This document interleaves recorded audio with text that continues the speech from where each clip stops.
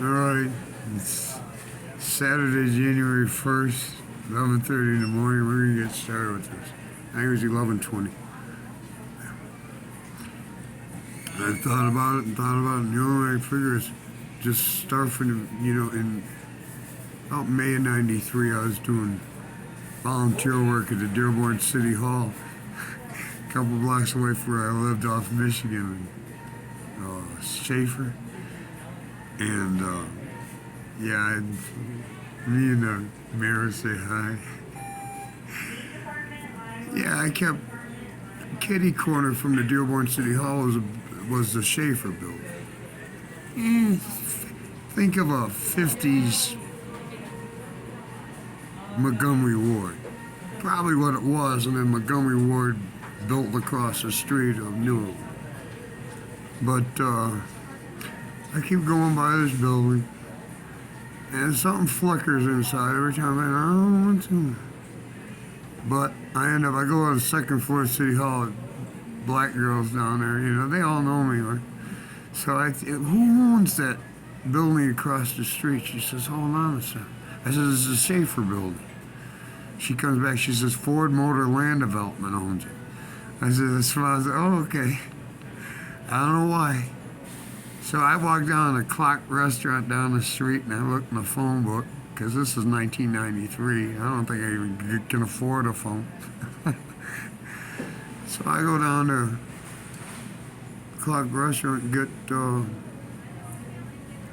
Ford Motor Land Development phone number, and I just call him right off the top of my head. I said, listen, I got a client interested in the Schaefer building. Can somebody come show me the inside? So we met a couple days later. I said, the Arabs are throwing weed at me, because that's the way we would get on. But, it was so. So I sit out there smoking a pen. This guy shows up, looks like, top of his class. More quarterbackish, but now he's represented with Ford Motor Land Development. Let me show you this building. So we walk in, I show him, I got this it's 93, I got this Panasonic recorder I'm using. I get an idea, I just hit it and record, right? Because I don't like to write. So I show it to him, I tell him, listen, I'm going to keep this on so I can catch any ideas I get. I don't know why I'm doing this. This is all off the top of my head. This is not pre-planned, intended, nothing. All off the top of my head.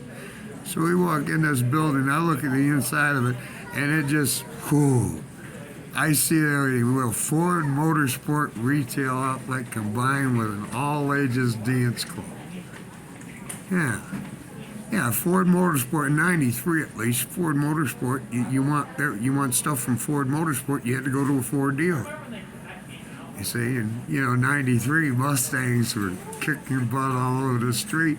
This is Dearborn, let's do this, right?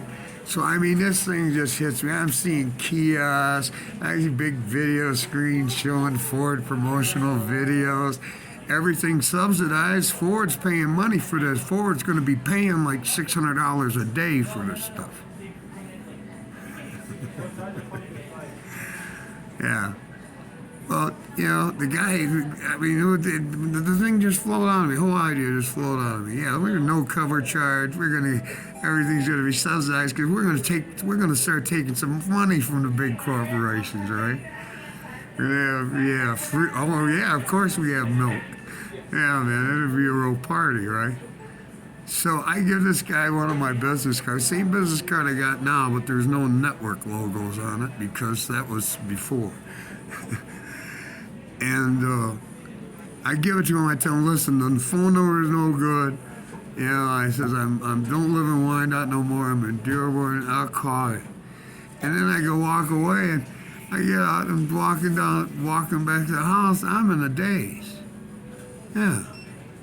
I'm thinking, where did that idea come from? There I got it. That started me on the road. Yep. I was in a literal daze. Yep. And then Ford Motor Land Development used my name for my business card. They gave it to Ford Security to find this guy. Ford security gets on the computer, it's got a red flag. Hey, this guy Herbert is writing Edsel Ford II. Yeah, suggesting ideas and stuff. Yeah, I got a little peeved when no one responded. I said, you're being stupid. So they put me on a list.